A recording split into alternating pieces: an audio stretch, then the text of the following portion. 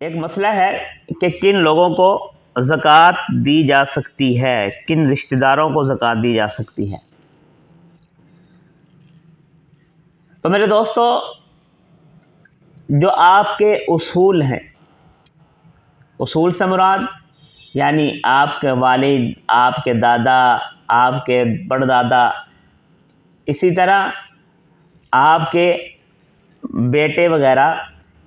یہ اصول اور فروع جو ہیں، نانا نانی، دادا دادی، بیٹا پوتی، پوتا نواسی، ان لوگوں کو، ان رشتہ داروں کو زکوٰۃ نہیں دی جا سکتی۔ اس کے علاوہ باقی جتنے بھی آپ کے رشتہ دار ہیں، پھپھی کو دی جا سکتی ہے، خالہ کو دی جا سکتی ہے، خالو کو دی جا سکتی ہے، ماموں کو دی جا سکتی ہے، چچا کو دی جا سکتی ہے، بھائی اپنی بہن کو زکوٰۃ دے سکتا ہے، بھائی بھائی کو زکوٰۃ دے سکتا ہے، میاں بیوی ایک دوسرے کو زکوٰۃ نہیں دے سکتے۔ اور اس کے علاوہ آپ جتنے بھی باقی رشتہ دار ہیں ان سب کو زکوٰۃ دے سکتے ہیں۔ والدین کو نہیں دے سکتے، میاں اپنی بیوی کو، بیوی اپنی میاں کو، اپنے شوہر کو نہیں دے سکتی،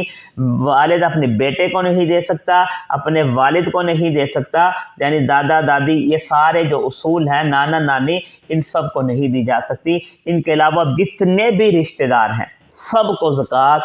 دی جا سکتی ہے، بلکہ رشتہ داروں کو زکوٰۃ دینے سے آپ کو ڈبل اجر ملے گا۔ ایک تو زکوٰۃ دینے کا اجر ملے گا، اور دوسرا آپ کو صلہ رحمی کا اجر ملے گا کہ آپ نے اپنے رشتہ داروں کا خیال رکھا، ان کے ساتھ صلہ رحمی کی، آپ کو ڈبل اجر ملے گا، ایک صلہ رحمی کا رشتہ داروں کے ساتھ اور ایک زکوٰۃ ادا کرنے کا۔ اس لیے کوشش کیجئے گا کہ اگر آپ کے خاندان میں، آپ کے رشتہ داروں میں کوئی زکوٰۃ کا مستحق ہے تو آپ پہلے زکوٰۃ اس کو دیجئے۔